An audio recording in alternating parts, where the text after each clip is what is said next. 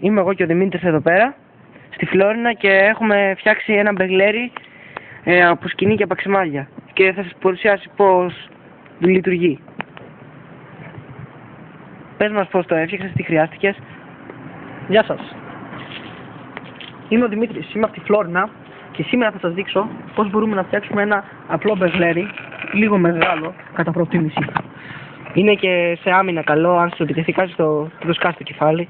Τώρα θα μπορούσαμε να πούμε ότι βοηθάει σε φυσαρία. Είναι πολύ καλύτερο σε σχέση με αυτό. Είναι ένα απλό μπεγλέρι. Κοιτάξτε το. Θα χρειαστούμε ανάλογα με το γούστο σας όσα παξιμάδια θέλετε, ανάλογα με το μέγεθος του. Θα δείξουμε και το μικρό αργότερα. Με το μέγεθος του τέτοιου του μπεγλεριού που θέλετε να φτιάξετε. Αρχικά θα χρειαστούμε ένα κορδόνι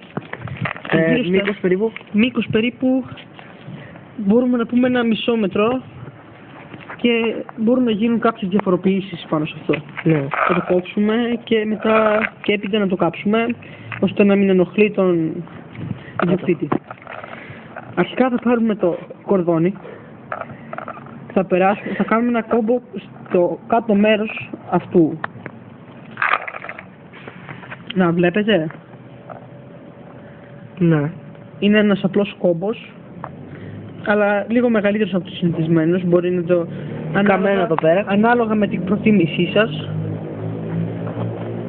θα το κόψετε. Σας υπενθυμίζω να προσέξετε μη σας φύγει ένα παξιμάδι. Θα σας έλεγα να το πάτε από μία κατεύθυνση, κάθε παξιμάδι στην ίδια κατεύθυνση. Βλέπετε έτσι, το παίρνετε, το βάζετε από πάνω. Έπειτα ακολουθεί το δεύτερο, το τρίτο, το τέταρτο, το πέμπτο και έπειτα τα υπόλοιπα. Ανάλογα με τα γούστα σας μπορείτε να φτιάξετε ένα ωραίο και χρήσιμο για ορισμένες περιπτώσεις μπεγλέρι, να το δείτε σε μεγαλύτερο. Να δείξουμε και το μικρό. Θα δείξουμε και τη τελευταία διαδικασία, είναι η πιο εύκολη κατά τη γνώμη μου.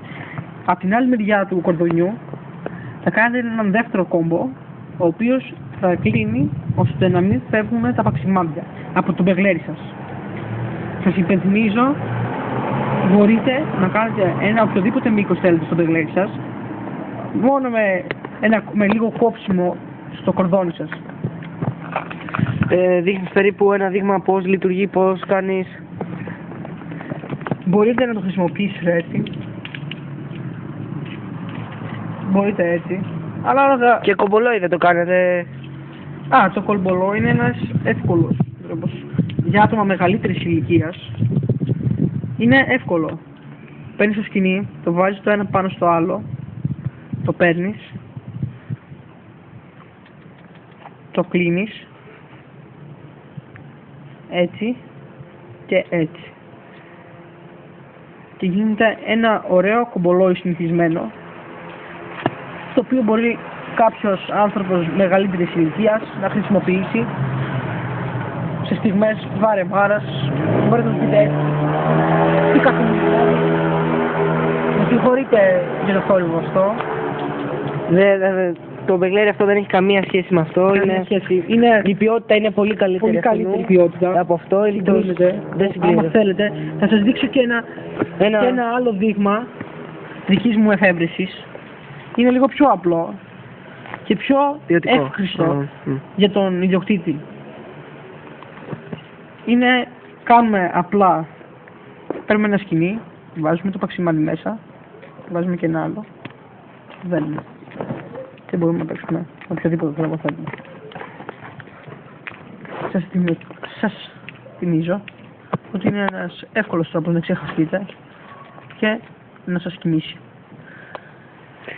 Σας καληνυχίζω, είμαι ο Δημήτρης από Φλόρινα.